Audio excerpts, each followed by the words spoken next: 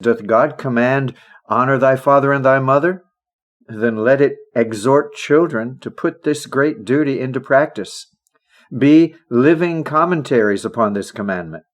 Honor and reverence your parents. Not only obey their commands, but submit to their rebukes. For you cannot honor your Father in heaven unless you honor your earthly parents. To deny obedience to parents entails God's judgments upon children. The eye that mocketh at his father, and despiseth to obey his mother, the ravens of the valley shall pick it out, and the young eagles shall eat it. Proverbs 30:17. Eli's 2 disobedient sons were slain, 1 Samuel 4:11.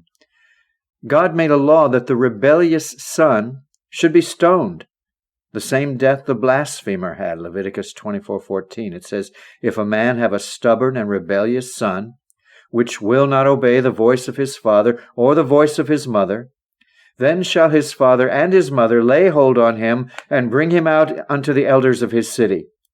And all the men of his city shall stone him with stones that he die. Deuteronomy 21:18, 19, and 21. A father once complained, never had a father a worse son than I have.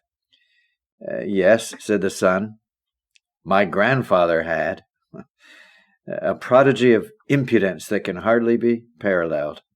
Disobedient children stand in the place where all God's arrows fly. Second, in this exhortation, let parents so carry it as they may gain honor from their children. Carry it meaning to conduct themselves.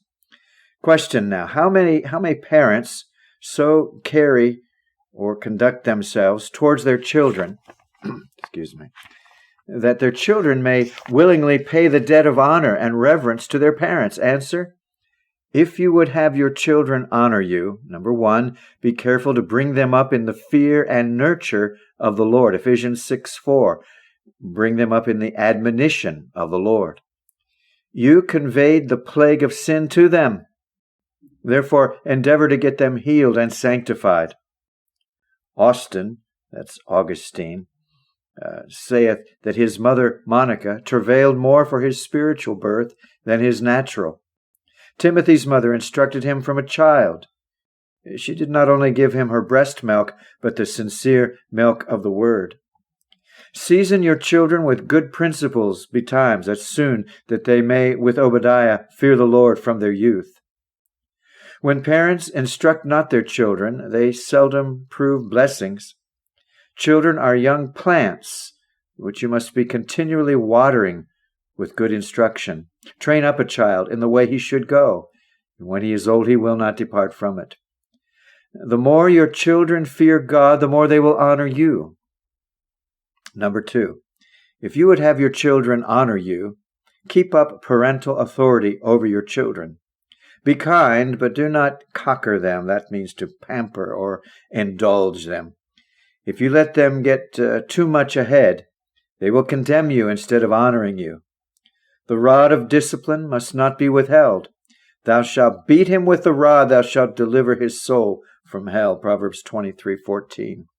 A child indulged and humored in wickedness will be a thorn in the parent's eye. David did that to Adonijah. His father had not displeased him at any time in saying, why hast thou done so? 1 Kings 1:6. And afterwards he was a grief of heart to his father and was false to the crown. Keep up your authority, and you keep up your honor. Number 3, provide for your children what is fitting both in their minority and when they come to maturity. The children ought not to lay up for the parents, but the parents for the children. They are your own flesh, and as the apostle saith, no man ever yet hated his own flesh. The parent's bountifulness will cause dutifulness in the child. If you pour water into a pump, the pump will send water again out freely. And so if parents pour in something of their estate to their children, children, if ingenuous, will pour out obedience again to their parents. Number 4, when your children are grown up, put them to some lawful calling, wherein they may serve their generation. And it is good to consult the natural genius and inclination of a child. forced callings do as ill, sometimes as forced matches. To let a child be out of a calling is to expose him to temptation. A child out of a calling is like fallow ground, and what can you expect should grow up but weeds of disobedience? Number 5, carry it lovingly to your children. In all your counsels and commands, let them read love. Love will command honor. And how can a parent but love the child who is his living picture, nay, part of himself? The child is the father in the second edition. Number 6, carry it prudently towards your children. A great point of prudence is when a parent doth not provoke his children to wrath. Colossians 3:21, Fathers, provoke not your children to anger, lest they be discouraged. Question: how many ways may a parent provoke his children to wrath? Answer: number 1, by giving them opprobrious terms. Opprobrious, that's abusive, expressing scorn or contempt. Thou son of the perverse, rebellious woman, said Saul to his own son Jonathan. Some parents use imprecations, that's curses, and call them down on their children. This is to provoke them to wrath. Would you have God bless your children, and do you curse them?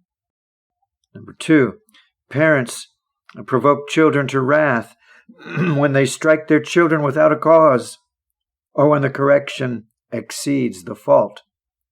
This is to be a tyrant rather than a father.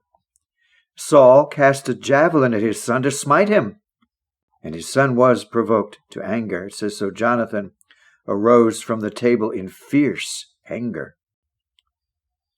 It skips to number 4 here. I'm not sure where number 3 went to, but number 4, when parents carry it unequally toward their children, showing more kindness to one than to other.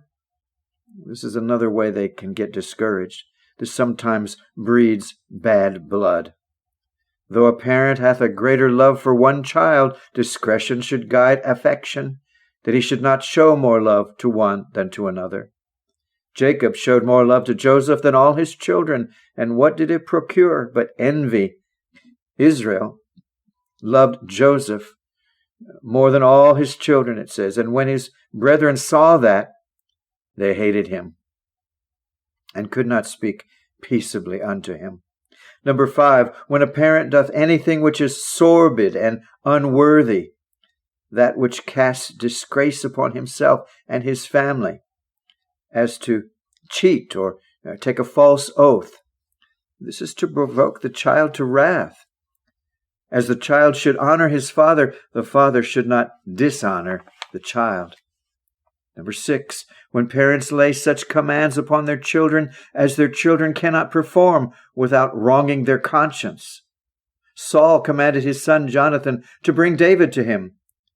Fetch him unto me, for he shall surely die. Jonathan could not do this with a good conscience, but was provoked to anger. Now, the reason parents should show their prudence in not provoking their children to wrath is set down, lest they be discouraged. Colossians 3:21.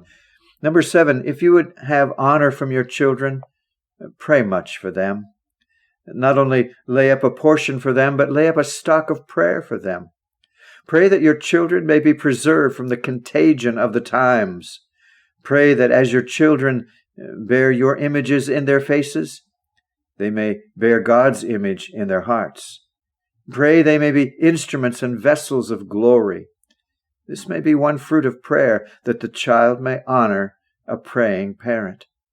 Number 8, encourage that which you see good and commendable in your children.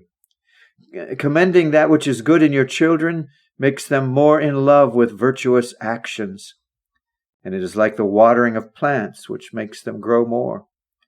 Some parents discourage the good they see in their children and nip virtue in the bud and help damn their children's souls. They have their children's curses.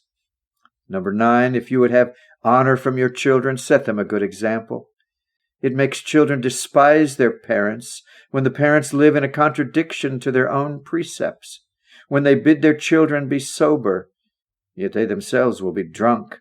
They bid their children fear God, and yet are themselves loose in their lives. Oh, if you would have your children honor you, teach them by a holy example. A father is a looking-glass, a mirror by which the child often dresseth himself. Let the mirror be clear and not spotted. Parents should observe a good decorum in their whole carriage, lest they give occasion to their children to say to them, as a son once said to his father, "If I have done evil, I have learned it from you."